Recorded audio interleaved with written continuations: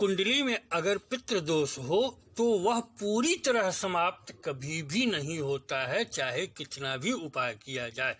किंतु कुछ स्थितियां ऐसी भी होती हैं जबकि आपके सारे प्रयास ही असफल हो जाते हैं, चाहे आप कितनी भी पितृ शांति करा लें, कितना भी पितरों की पूजा करें, पितरों तक पूजा नहीं पहुंचती है, उपाय काम नहीं करते हैं और पितृदोष बना ही रहता है, कष्ट मिलते ही रहते हैं। आप पहले ये समझे, उपाय तब तक सफल नहीं हो सकते जब तक वह कहीं स्वीकार न हो। उपाय एक ऊर्जा प्रक्षेपण है। उपाय से ऊर्जा उत्पन्न करके एक निश्चित दिशा में भेजी जाती है। यह ऊर्जा जब तक कहीं स्वीकार न की जाए अंतरिक्ष में निरुद्देश्य विलीन हो जाती है और कोई लाभ नहीं मिलता, अथवा यह ऊर्जा अपने गंतव्य तक न पहुंचे, किसी और के द्वारा ले ली जाए तो भी उपाय असफल हो जाते हैं, अथवा उत्पन्न ऊर्जा का परिवर्तन प्राप्तकर्ता के योग्य ऊर्जा में न हो पाए तो भी अपने उद्देश्य में ऊर्जा सफल नहीं होती। ऐसा ही कुछ पितृशांति के उपायों में होता है। बहुत से लोगों की कुंडलियों में पितृदोष होता है, बहुत से लोग पितृपीड़ा से परेशान रहते हैं और बहुत से लोग पितृशांति करते हैं या कराते हैं, अनेक उपाय करते हैं। इसके उपरांत भी उनकी समस्या समाप्त नहीं होती। ज्योतिषी को जब बताते हैं कि यह पूजा करा दी तो वह मान लेते हैं कि पितृशांति हो गई, लेकिन वास्तव में पितृ संतुष्ट नहीं होते, उनको पूजा नहीं मिली होती या वह नहीं लेते हैं पूजा, और पितृ तृप्ति के उपायों का कोई लाभ नहीं होता। जब किसी ज्ञानी तांत्रिक को समस्या बताई जाती है तब वह बार बार कहता है पितृ संतुष्ट हैं, पूजा नहीं मिल रही है। तंत्र की पूजाएं भी उन्हें नहीं मिलती और वह लगातार असंतुष्ट बने रहते हैं। जानकारों तक को समझ में नहीं आता कि हो क्या रहा है, पूजा जा कहाँ रही है, कौन ले रहा है, क्यों लाभ नहीं मिल रहा। अधिकतर ज्योतिषी तांत्रिक एक पक्ष को जानने वाले होते हैं, इसकी पूर्ण तकनीकी सबको ज्ञात नहीं होती, अतः वह नहीं बता पाते कि ऐसा क्यों हो रहा, लाभ क्यों नहीं हो रहा। वह मान लेते हैं कि इतना इतना उपाय हुआ तो पितृ शांति हो गई। यथार्थ में जातक को कोई लाभ नहीं मिलता। पितृ शांति के हजारों उपाय शास्त्रों में दिए गए हैं। इनमें ज्योतिषीय, कर्मकांडी अर्थात वैदिक, पूजन प्रधान और तांत्रिक उपाय होते हैं। इन उपायों में छोटे टोटकों से लेकर बड़े बड़े अनुष्ठान तक होते हैं। इन शास्त्रों में यह कहीं नहीं लिखा कि कैसे यह उपाय काम करते हैं, किस सूत्र पर कार्य करते हैं, कैसे पितरों तक ऊर्जा पहुंचती है, कैसे यहाँ के पदार्थों का पितृलोक के पदार्थों में परिवर्तन होता है, कौन यह ऊर्जा स्थानांतरण करता है, कब यह क्रिया अवरुद्ध हो जाती है, कौन इस कड़ी को प्रभावित करता है, कैसे उपायों से कितनी ऊर्जा किस प्रकार उत्पन्न होती है। कहीं कोई सूत्र नहीं दिए गए, क्योंकि जब यह उपाय बनाए गए तब के लोग इन सूत्रों को समझते थे, उन्हें इसकी क्रिया प्रणाली पता थी। उस समय के ऋषियों को यह अनुमान ही नहीं था कि आधुनिक युग जैसी समस्या आज के मानव उत्पन्न कर सकते हैं, अतः उन्होंने इन्हें नहीं लिखा। उन्होंने जो संस्कार बनाए उसे यह मानकर बनाए कि यह लगातार माने जाएंगे। इन्हीं संस्कारों में उपायों की क्रिया के सूत्र थे, अतः लिखने की जरूरत नहीं समझी। जब संस्कार छूटे तो सूत्र टूट गए। लोगों की समझ में अब नहीं आता कि हो क्या रहा गया। लोग अपनी इच्छाओं से चलने लगे तथा व्यतिक्रम उत्पन्न हो गया ऊर्जा संचरण में, और सब कुछ बिगड़ गया। कुछ सूत्रों को पितरों के संबंध में गरुड़ पुराण में दिया गया है, किंतु पूरी तकनीकी वहां नहीं है, क्योंकि बीच की कड़ी सामान्य जीवन से संबंधित है। गरुड़ पुराण बताता है कि विश्व देवा पदार्थ को बदलकर पितृ की योनि के अनुसार उन्हें पदार्थ उपलब्ध कराते हैं, किंतु विश्व देवा तक ही कुछ न पहुंचे तो वह क्या करे। विश्व देव ही नाराज हो जाए तो क्या करें। आचार्य करपात्री जी ने विश्वदेव की कार्य प्रणाली को बहुत अच्छे उदाहरण से बताया है, किंतु समस्या उत्पन्न ऊर्जा के वहां तक ही पहुंचने में होती है, उनके द्वारा स्वीकार करने और परिवर्तित कर पितरों को प्रदान करने में ही होती है। यह सभी प्रक्रिया ब्रह्मांड की ऊर्जा संरचना की क्रिया प्रणाली है। उसके आधार पर हमारे पूर्व ऋषियों द्वारा बनाई गई थी सूत्र नियम जो कि आधुनिक वैज्ञानिकों से लाखों गुना श्रेष्ठ वैज्ञानिक थे। इस प्रणाली में एक त्रुटि पूरे तंत्र को बिगाड़ देती है। चूंकि यह प्रणाली प्रकृति की ऊर्जा संरचना पर आधारित है, अतः यहाँ देवी देवता भी हस्तक्षेप नहीं करते, क्योंकि यह भी उन्हीं सूत्रों पर चलते हैं। उनकी उत्पत्ति भी इन्हीं सूत्रों पर आधारित है, उन्हें भी इन्हीं सूत्रों पर ऊर्जा दी जाती है, उन्हीं सूत्रों पर उन तक भी पूजा पहुंचती है। इस प्रकार इष्ट चाहे कितना भी बड़ा हो, देवी देवता चाहे कितना ही शक्तिशाली हो, कड़ियां टूटने पर कड़ियां नहीं बना सकता, सीधे कहीं हस्तक्षेप नहीं कर सकता। वायरल स्थितियों में, विरल स्थितियों में व्यक्ति विशेष के लिए इनके हस्तक्षेप होते हैं, किंतु यह हस्तक्षेप पितृ संतुष्टि अथवा देवताओं को पूजा मिलने या उन्हें लेकर नहीं रहे हैं। पितृ संतुष्टि की सबसे मूल कड़ी व्यक्ति के खानदान के मूल पूर्वज ऋषि के देवता या देवी होते हैं, जिन्हें बाद में कुल देवता या कुल देवी कहा जाने लगा। इनका सीधा संबंध विश्वदेव के स्वरूप से होता है, जो कि पूजन स्थानांतरण के लिए उत्तरदायी होते हैं। कुल देवता देवी ब्रह्मांड की उच्च शक्तियों, जिन्हें देवी देवता कहा जाता है, और मनुष्य के बीच की कड़ी है, और यह पृथ्वी की ऊर्जा तथा ब्रह्मांडीय ऊर्जा के बीच सामंजस्य बनाते हैं। यह कड़ी जहाँ टूटी सब कुछ टूट जाता है, और फिर चाहे कितनी भी पितृ शांति कराई जाए, पितरों को संतुष्टि नहीं मिल पाती, उन तक दी जा रही पूजा नहीं पहुंचती और वह असंतुष्ट ही रह जाते हैं। व्यक्ति के कुल देवता देवी ही उसके इष्ट देवी देवता हो जरूरी नहीं है। इष्ट देवी देवता 33 कोटि देवी देवता में से कोई भी हो सकते हैं, किंतु कुल देवता या देवी हमेशा हर खानदान के एक ही रहते हैं। इष्ट देवी देवता आप अपनी इच्छा से चुन सकते हैं, जब मन हो बदल सकते हैं, किंतु कुल देवता देवी को न बदल सकते हैं न खुद चुन सकते हैं। इष्ट देवी देवता किसी भी प्रकार की ऊर्जा अथवा कोई भी हो सकते हैं, किंतु कुल देवता देवी हमेशा शिव परिवार से ही अधिकतर होते हैं।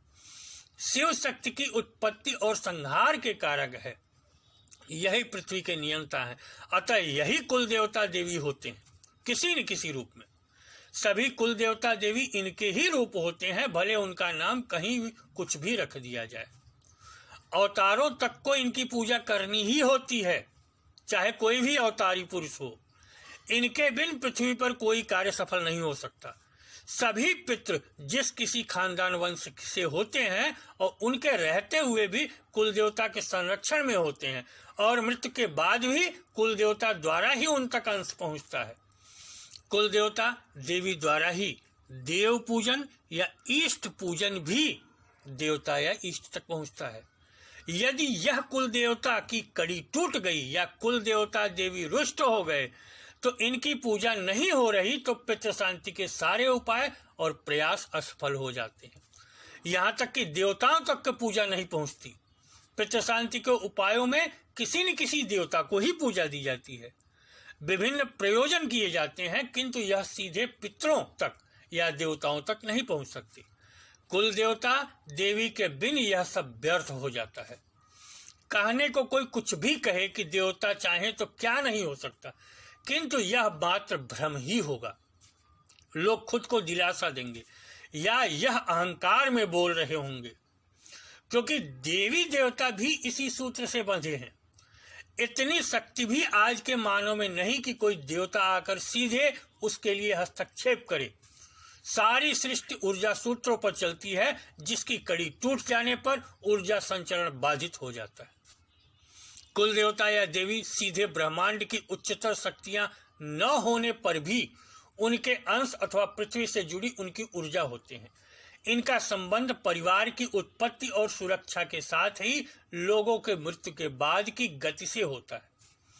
कुल देवता देवी व्यक्ति के किसी खानदान में जन्म लेने से लेकर अगले जन्म अथवा मुक्ति के बीच की समस्त स्थितियों में समान प्रभाव रखते हैं। जन्म से मृत्यु तक की समस्त आयु में सुरक्षा, पारिवारिक सुरक्षा, समस्त क्रियाकलाप के बाद मृत्यु उपरांत पितृलोक की स्थिति में श्राद्ध आदि का पहुंचना कुल देवता देवी के अंतर्गत आता है। यह व्यक्ति के मूल वंशज द्वारा स्थापित पूजित होते हैं, इसलिए इन्हें वह भोज्य आदि दिया जाता है जो उस समय भारत में उत्पन्न होता था और परिवार में उपयोग होता था। इन्हें कुल वृद्धि, मांगलिक कार्य होने पर विशेष पूजा दी जाती है, जबकि किसी की मृत्यु होने पर संवत 6 तक इनकी पूजा नहीं होती। इनकी पूजा पद्धति पूर्ण पारंपरिक और खानदान के अनुसार होती है। इस प्रकार यह समझा जा सकता है कि यह किस प्रकार की शक्तियां होती हैं। इनकी अनुपस्थिति में शिव शक्ति की स्थापना करनी होती है कुल देवता के रूप में, क्योंकि यह शिव शक्ति से जुड़ी शक्तियां होते हैं। यह भिन्न खानदान में भिन्न स्वरूप में होते हैं, जिससे किसी अन्य के खानदान वाले किसी अन्य खानदान के कुल देवता को नहीं पूज सकते। इनकी ऊर्जा की प्रकृति हर खानदान में भिन्न होती है। मूल शिव शक्ति से जुड़ी शक्ति होने पर भी इनमें पृथ्वी की सतह पर ऊर्जा में भिन्नता होती है, अतः सबके अलग अलग प्रकृति के कुल देवता होते हैं। इनकी पूजा घर की कन्याएं नहीं देखती, क्योंकि उन्हें किसी अन्य गोत्र में जाना होता है विवाह के बाद। कुल देवता देवी की कड़ी तब टूट जाती है जब उन्हें पूजा न मिले उनके लिए नियत समय पर। उन्हें जब खानदान के लोग भूल जाएं, यह तब नाराज और असंतुष्ट हो जाते हैं जब खानदान में परंपराओं का पालन न हो, भिन्न आचरण हो, किसी अन्य शक्ति को अथवा किसी मृत मानव की प्रेतिक शक्ति को घर में देवताओं सा स्थान दे दिया जाए, बुजुर्गों का अपमान होने लगे, किसी और के कुल देवता को पूजा किया जाए, किसी अन्य धर्म के किसी शक्ति को पूजित किया जाए, किसी ऐसी प्रेत शक्ति को देवता की तरह पूजा जाए जो कभी मानव था, भले ही वह अपने ही खानदान का हो, किसी पैशाचिक श्मशानिक शक्ति को घर में स्थान दे पूजा जाए, पितरों का सामयिक श्राद्ध न हो आदि। ऐसे स्थितियों में कुल देवता देवी नाराज हो जाते हैं। जब कुल देवता देवी की पूजा ही न हो और उन्हें भूल गए हो, तब तो पितृतृप्ति के उपाय पूरी तरह असफल हो जाते हैं और पितृदोष खानदान में स्थायी हो जाता है। किंतु जब कुल देवता देवी असंतुष्ट हो, तब इनके द्वारा व्यतिक्रम उत्पन्न होता है। इन्हें इस स्थिति में संतुष्ट किया जा सकता है और संतुष्ट के बाद पितृतृप्ति के उपाय सफल होने लगते हैं। जिन गलतियों के कारण कुल देवता देवी रुष्ट हो रहे हैं, क्रोधित हो रहे हो, उन्हें सुधारने और इनकी पारंपरिक पूजा देने पर पितृ हेतु किए जाने वाले प्रयास परिणाम देने लगते हैं। किसी अन्य शक्ति या प्रेत शक्ति या किसी अन्य धर्म की किसी प्रेतिक शक्ति को, सती, वीर आदि को घर में पूजने पर भी कुल देवता परिवार छोड़ देते हैं, जिससे पितृदोष स्थायी हो जाता है और कोई भी पितृतृप्ति का उपाय चाहे कितना भी बड़ा किया जाए सफल नहीं होता। यह शक्तियां घर की पूजा खुद लेने लगती हैं और अपनी शक्ति बढ़ाते हुए इष्ट की भी पूजा लेने लगती हैं। कुल देवता तो परिवार छोड़ते ही हैं। इस स्थिति में इष्ट तक पूजा नहीं पहुंचती और पितृ शांति के सारे प्रयास असफल हो जाते हैं, क्योंकि उन तक कोई पूजा नहीं पहुंचती। कुल देवता घर से हट जाते हैं तो पितृ तक कोई उपाय नहीं पहुंचते, जिससे वह असंतुष्ट तो रहते ही हैं, इनकी मुक्ति के प्रयास भी असफल होते हैं। इससे बड़ी दिक्कत यह हो जाती है कि किसी भी इष्ट तक, किसी भी देवता तक कोई पूजा नहीं पहुंचती, जिससे मुक्ति मार्ग भी अवरुद्ध हो जाता है। मृत्यु के बाद व्यक्ति अपने पितरों में न जाकर उस शक्ति के अधीन प्रेतलोक में चला जाता है। वीर या ब्रह्म या सती की पूजा उनके स्थान पर उनके खानदान वाले कर सकते हैं, किंतु घर में इनकी स्थापना होने पर यह उपरोक्त स्थिति उत्पन्न कर देते हैं। इसी प्रकार पीर, मजार, शहीद आदि की पूजा कुल देवता देवी को भी स्वीकार्य नहीं होती और पितृ तो गंभीर रुष्ट हो जाते हैं। इन्हें आज के समय में सामान्य ढंग से लिया जाता है, क्योंकि हिंदू दयालु और सबको समान मानने वाला होता है, जिससे वह अपने पैर पर अधिक कुल्हाड़ी मारता है। अन्य ऐसा नहीं करते। हिंदू अपनी अंधश्रद्धा में अथवा अपने स्वार्थ में कहीं भी सर झुका देता है। इनकी ऊर्जा संरचना, प्रकृति, स्वभाव आदि को नहीं समझता तथा अनदेखा करता है, अपने को अति बुद्धिमान मानकर, जबकि अन्य धर्मों के लोग ऐसा नहीं करते। कुछ अति आधुनिक पाश्चात्यवादी कह सकते हैं कि जहाँ कुल देवता की अवधारणा ही नहीं, उनका क्या करें। तो यह ध्यान देना होगा कि वहां पितृ तृप्ति के उपाय भी नहीं होते होंगे, या कोई माध्यम जरूर बीच में होगा जिससे उन तक श्रद्धा पहुंचाई जा सके। दूसरी बात और कि वहां फिर मुक्ति अथवा मोक्ष की पूर्ण अवधारणा भी संपूर्ण विज्ञान के साथ नहीं होगी। वैसे तो अधिकतर धर्मों में जो भी देवी देवता पूजे जाते हैं वह कुल देवता के स्थान वाले ही होते हैं। वह पीर पैगंबर या बीच के कड़ी वाले ही होते हैं, मूल देवता तो नहीं होते। उसके बाद वहां भारतीय वैदिक ज्योतिष भी नहीं होगा जिसमें पितृदोष दिखता है और उसके प्रभाव भी दिखते हैं। वहां काल सर्प मांगलिक योग जैसे योग भी नहीं होते जिनका सीधा प्रभाव व्यक्ति पर होता है। काल सर्प आदि पर सीधा संबंध पितृदोष से होने से काल सर्प आदि ज्योतिषी दोषों के लिए किए जाने वाले उपाय भी कुल देवता की अनुपस्थिति अथवा रुष्टता पर काम नहीं करते। यह हाल सभी ज्योतिषी उपायों का होता है जहां भी पूजा का प्रयोग हो, क्योंकि पूजा मूल इष्ट तक ही नहीं पहुंचती, अतः सारे उपाय अपेक्षित परिणाम नहीं देते। अंत में समाधान की बात, कोई पंडित, कोई ज्योतिषी, कोई तांत्रिक आपके कुल देवता देवी को संतुष्ट नहीं कर सकता, उन्हें वापस नहीं ला सकता।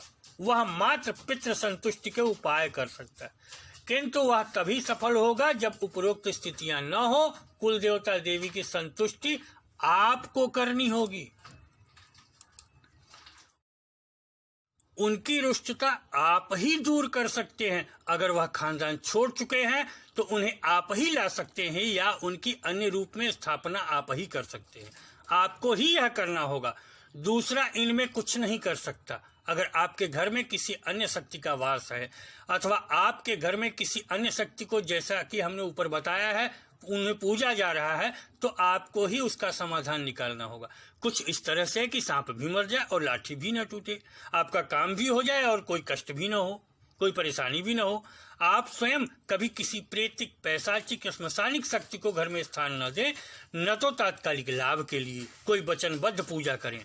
ऊपर बताई गई किसी शक्ति की स्थापना अपने घर में आज के लाभ के लिए न करें, जिससे भविष्य में आपके खानदान वालों के लिए कांटे उत्पन्न हो। यदि आप ऐसी परिस्थिति में हैं तो अपने घर में किसी ऐसी शक्ति की स्थापना करें जो कुल देवता देवी और पितरों को प्रसन्न करे, संतुष्ट करे, उन तक तालमेल उत्पन्न करे। प्रेतिक या श्मशानिक या पैशाचिक या किसी अन्य धर्म की शक्ति को, उनके प्रभाव को कम करते हुए समाप्त करे। इसके बाद अपने कुल देवता देवी को स्थान दें, नियमानुसार उनकी पूजा करें।